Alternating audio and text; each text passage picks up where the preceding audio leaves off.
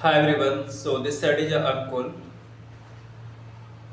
साथियों, last week हमने discuss किया था कि बांग्लादेश में जो वर्तमान में हिंदुओं या वहाँ के अल्पसंख्यकों की स्थिति है वह काफ़ी दयनीय और काफ़ी पीड़ादायक है।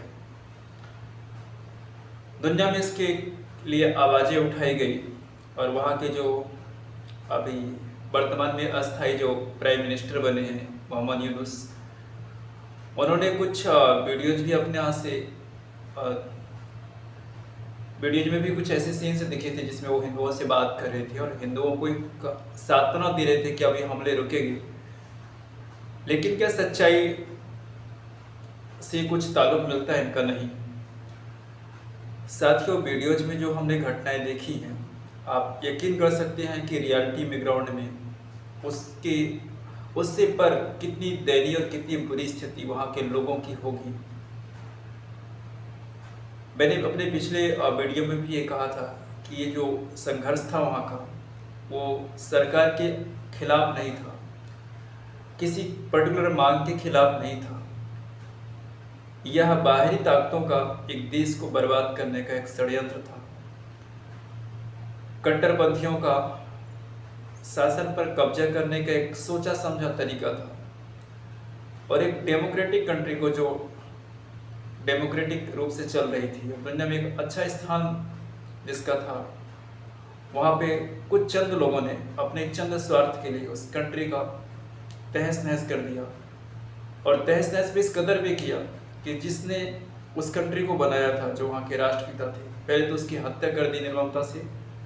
अब उसकी बची हुई स्टैच्यूज जो उनकी पहचान थी, इवन कि 15 अगस्त को जो वहाँ पे जो नेशनल हॉलीडे घोषित किया गया था, जो कि वहाँ की चुनी हुई सरकार थी जिसने घोषित किया था, उसके इस फैसले को भी इस सरकार ने पलट दिया। तो आप समझ सकते हैं इनकी मंशा कहाँ की थी।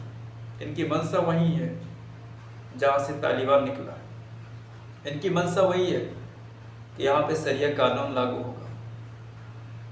और ये सिर्फ इसी बांग्लादेश की स्थिति नहीं है, जो 57 कंट्रीज बने हैं उन सब का भी इतिहास यदि आप देखेंगे तो यही इतिहास है उनका। और इन सब के बीच में जो पिस रहा है वो अल्पसंख्यक हिंदू वर्ग वहाँ पे पिस रहा है।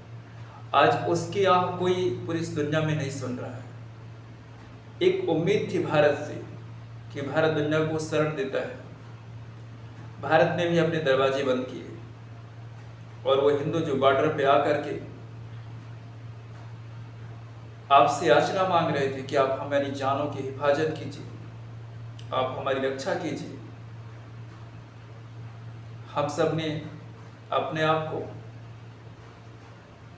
इतने सहिष्णु बना लिया, इतने सहनशील बना लिया कि तुम लोगों के साथ कुछ भी होगा हम तो सिर्फ बयानबाजी पे खेलेंगे, हम एक ट्वीट करेंगे, एक मीडिया पे बयान देंगे, लेकिन हम आपके साथ खड़े नहीं होंगे।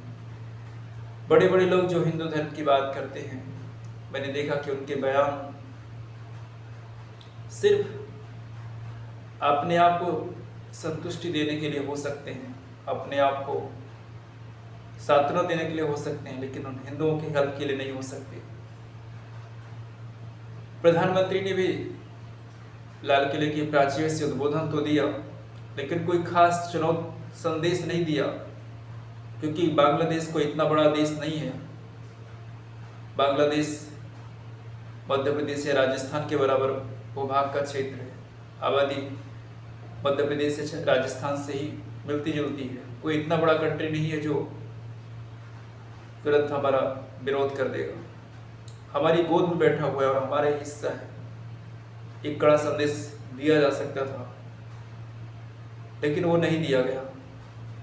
दूसरा साथियों, जो सबसे बड़ा चिंता का विषय है आज, वहाँ की बहन बेटियों के साथ जो अपनी अस्मिता, अपनी लाज की रक्षा के लिए चिल्ला चिल्ला करके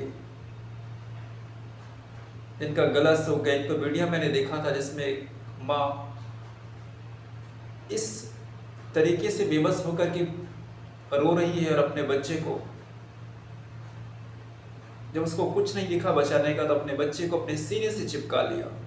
कैसी स्थिति थी, आप खुद इसका यकीन कर सकते हैं कि अब दुनिया की कोई ताकत मेरे बच्चे को नहीं बचा सकती, लेकिन जब तक मैं हूँ, जब तक मेरी छाती है, जब तक मेरा लालित्य है, तब तक मैं अपने इस छोटे से बच्चे को, और भवक भवक के कितनी देर तक रोती रही, और उन आतताइयों ने, उन इस्लामिक कट्टरपंथी सोच रखने वालों ने उसके घर पे आग लगा दी। साथियों, ये घटना कोई सामान्य घटना नहीं है, और ये कोई पहली बार नहीं है। 1947 में भी हमारे साथ ही ऐसा हुआ था। पाकिस्तान कोई ऐसे नहीं बन गया था। उस समय भी यही घटनाएं हमारे साथ घटी थी। दूसरा, आज भी जिन एरिया पे इन लोगों का या इस मुस्लिम आबादी ज़्यादा होती है, वहाँ पर आज भी ये लोग जो है अपने ही रूल्स, इस्लामिक रूल्स और शरिया के कानून पे यकीन करते हैं। शरिया का जो भी उनका लॉ होता है उस पर उनको बहुत ज़्यादा ट्रस्ट होता है। नहीं, क्या वजह थी कि भारत जैसे देश में यदि हिंदू जो है शांतिपूर्ण अपना कोई जुलूस, अपनी कोई यात्रा निकाल रहा है, तो उस पर पत्थर फेंक दिए जाते हैं। क्या आपने सोचा है ये पत्थर अचानक कहाँ से आ जाते हैं? ये अचानक नहीं आते हैं, इनके पीछे एक बहुत बड़ी तैयारी होती है। इनकी मानसिकता में भरा हुआ है। ये जो मूल्य होते हैं, जो मौलवी होते हैं, जो मस्जिदों में बुला बुला करके इनको सिखाते हैं, जो मदरसों के नाम पे फंडिंग करके छोटे छोटे बच्चों के मन में जिहाद भरते हैं, अलगाववाद की बातें भरते हैं। एक तो रिसेंटली इंसिडेंट हुआ जिस ऑर्गेनाइजेशन में मैं काम कर रहा हूँ, चूँकि सिक्योरिटी एजेंसी में उसका नाम नहीं ले रहा, वहाँ पर 15 अगस्त हमारा इंडिपेंडेंस डे है। उसके पहले हम विभिषका दिवस मनाते हैं, विभाजन का जो किला सिकवा है वो हम मनाते हैं। उस दिन एक मुस्लिम महिला, उसने अपने सीने से चिपका के पाकिस्तान का बैच लगा के ऑफिस पे आई, और ये देख कोई कुछ नहीं बोल रहा, हमारे अपने लोग इसे इग्नोर कर रहे हैं। और जब मैंने इसके खिलाफ आवाज़ उठाया तो उसे उस दिन के लिए सिर्फ निष्कासित किया गया, जबकि मैं चाहता था कि उसका निष्कासन हो जाए। ऐसे लोगों को हम क्यों तहजीब देते हैं, क्यों जगह देते हैं अपने अंदर? ये एक कोई सामान्य घटना नहीं है, इसकी कई सारी घटनाएं घटती हैं, और हम सब सिर्फ कानून का हवाला दे करके कानून की आड़ में हम उन्हें छोड़ देते हैं। इस सब का आने वाले समय में एक बहुत विध्वंसक परिणाम होने वाला है। मुझे मुसलमानों से कोई शिकायत नहीं है, यदि वो देश के साथ, देश की एकता, अखंडता और देश के विकास और प्रगति के साथ अपने आप को जोड़ करके इस कंट्री पे रह रहे हैं, तो हमें कोई आपत्ति नहीं है। लेकिन वो जिहाद, गजवाए हिंद, कंट्री को बांटने, इस्लामिक रूल को यहाँ पे लाने की प्रयास करेंगे, तो मैं तो उनका घोर विरोधाभास होगा मेरे अंदर। और मैं हर भारतीय को यही चाहूँगा, यदि मुस्लिम भी कोई मुझे सुन रहा है, मैं उससे भी यही रिक्वेस्ट करूँगा कि नेशन इज अ फर्स्ट।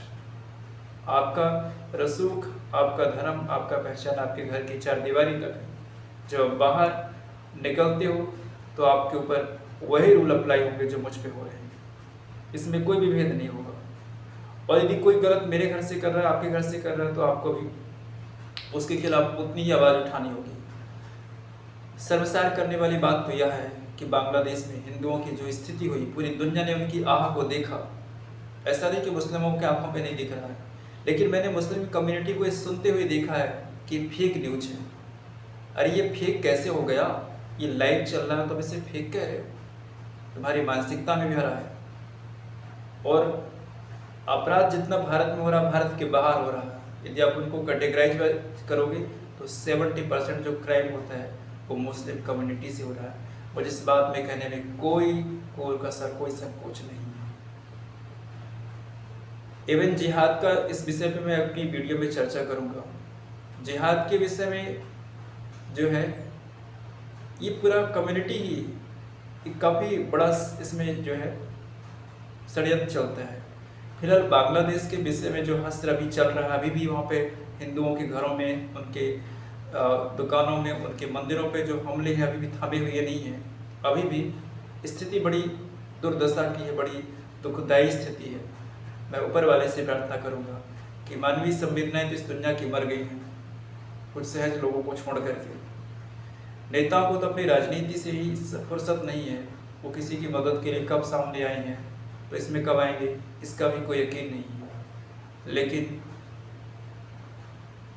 उनकी पीड़ा सुनने वाला जो भी हो, जो अपने लेवल पे कर सकता है, प्लीज़ उनके लिए आवाज़ उठाइए, क्योंकि ऐसा मानव संहार ये 21वीं सदी में तो स्वीकार नहीं हो सकता।